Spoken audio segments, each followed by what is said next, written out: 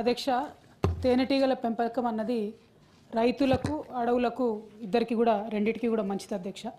పండేటటువంటి పంటలలో దిగుబడిని పెంచేటటువంటి ఆస్కారం కూడా తేనెటీగలతో ఉంటుంది అధ్యక్ష.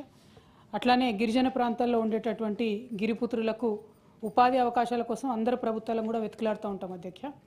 అదేవిధంగా మైదాన ప్రాంతాలలో ఇప్పుడు వికారాబాద్ లాంటి ఏరియాలో ఎక్కడైతే సన్ఫ్లవర్, ఓమ ఇవన్నీ పండిస్తారో వాటిలో ఇంటర్లేసింగ్ క్రాప్ కూడా హనీబీస్ని పెంచేటటువంటి ఆస్కారం ఉంటుంది అధ్యక్ష.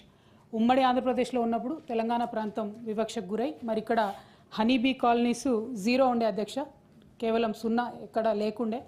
వాటిని తెలంగాణ రాష్ట్రంలో మనము కష్టపడి 15,000 కాలనీలకు పెంచుకోవడం జరిగింది అధ్యక్ష. సో ఇప్పుడు గౌరవ మంత్రివర్యులని మేము రిక్వెస్ట్ చేసేది ఏంటంటే ఈ హనీబీ కాలనీస్ని ఎస్పెషలీ ఆసిఫాబాద్, భద్రాచలం ఇట్లాంటి ఏరియాస్లో కనుక పెంపకం చేసినట్టయితే చాలా మంచి రిజల్ట్ ఉంటుంది. అట్లానే గిరిపుత్రులందరికీ కూడా సహాయం చేసినట్టు ఉంటుంది అనేటటువంటి ఒక ఆలోచనతో అడుగుతా ఉన్నాం అధ్యక్ష. అట్లానే నల్గొండ బత్తాయి తోటలు ఎక్కువ ఉంటాయి అధ్యక్ష తమ సొంత జిల్లాలో. మరి అక్కడ కూడా ఇంటర్లేసింగ్ క్రాప్గా ఇది పనికొచ్చేటటువంటి ఆస్కారం ఉంటుంది కాబట్టి గౌరవ మంత్రివర్యుల్ని దీని మీద శ్రద్ధ పెట్టవలసిందిగా నేను రిక్వెస్ట్ చేస్తున్నా అధ్యక్ష. అట్లానే నేను ఇంకొక ప్రశ్న అడిగాను అధ్యక్ష, పట్టు పరిశ్రమకు సంబంధించి అంటే మల్బరీకి సంబంధించి చేయాల్సినటువంటి సాగు గురించి అడగడం జరిగింది అధ్యక్ష. దానిలో కూడా శోచనీయమైనటువంటి అంశం ఏంటంటే మా నేతన్నలకు రైతన్నలకు పనికొచ్చేటటువంటి అంశంలో కూడా ప్రభుత్వం మరి 16 కోట్లు బడ్జెట్లో పెట్టింది, కానీ ఏమాత్రం కూడా రీసెర్చ్ ఇన్స్టిట్యూట్ పెట్టేటటువంటి ఇంట్రెస్ట్ లేదని చెప్పడం కొంచెం శోచనీయం అధ్యక్ష. అంతకుముందు కేసీఆర్ గారు అధికారంలో ఉన్నప్పుడు ఉమ్మడి ఆంధ్రప్రదేశ్లో సాగు లేకుండే అధ్యక్ష, మల్బరీ సాగు పూర్తిగా లేదు. దాన్ని మరి 13,000 ఎకరాలకు పెంచుకోవడం జరిగింది అధ్యక్ష. అట్లానే మనము జగిత్యాలో గౌరవ పెద్దలు జీవన్ రెడ్డి గారు మేమందరం కూడా కలిసి కొంతమంది యువ రైతుల్ని మరి ప్రోత్సహించి మల్బరీ సాగు అక్కడ కూడా ప్రయత్నం చేసినాం అధ్యక్ష.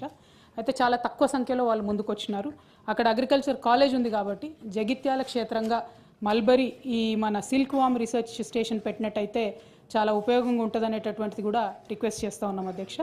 గౌరవ మంత్రివర్యులు దృష్టికి తీసుకురావాల్సినటువంటి మరొక ముఖ్యమైనటువంటి అంశం ఏంటంటే ఇప్పుడు ఈ సెరికల్చర్ డిపార్ట్మెంట్లో అధ్యక్ష 650 వరకు అలాటెడ్ జాబ్స్ ఉన్నాయి అధ్యక్ష. గత 15 నెలల్లో దాదాపుగా 400 మంది రిటైర్ అయ్యారు అధ్యక్ష. సో వారి స్థానంలో మన కాకతీయ యూనివర్సిటీలో అధ్యక్ష పీజీ డిప్లొమా ఉంది సెరికల్చర్లో. అక్కడ ఉన్నటువంటి పిల్లలకి ఉద్యోగాలు ఇవ్వాల్సిందిగా కోరుతా ఉన్నాం అధ్యక్ష. వాళ్ళు కూడా ధర్నాలు, దీక్షలు చేసేటటువంటి పరిస్థితిలో ఉన్నారు కాబట్టి ఈ కాకతీయ యూనివర్సిటీలో ఉన్నటువంటి పిల్లలకు ఇది ఇవ్వాలని కోరుతా ఉన్నాం అధ్యక్ష. అట్లానే ఇంకొక తమ దృష్టికి తీసుకురావాల్సింది రీలింగ్ ఇండస్ట్రీ అని ఉంటుంది అధ్యక్ష. ఆ రీలింగ్ ఇండస్ట్రీలో నుంచి మనము పట్టు తీసుకోవడం జరుగుతుంది అధ్యక్ష. మీ అందరికీ తెలుసు పోచంపల్లి, ఇక్కత్తు, గద్వాలు, నారాయణపేట వీటన్నిటికీ కూడా మనకు జిఐ ట్యాగ్ ఉంది అధ్యక్ష. ఆ జిఐ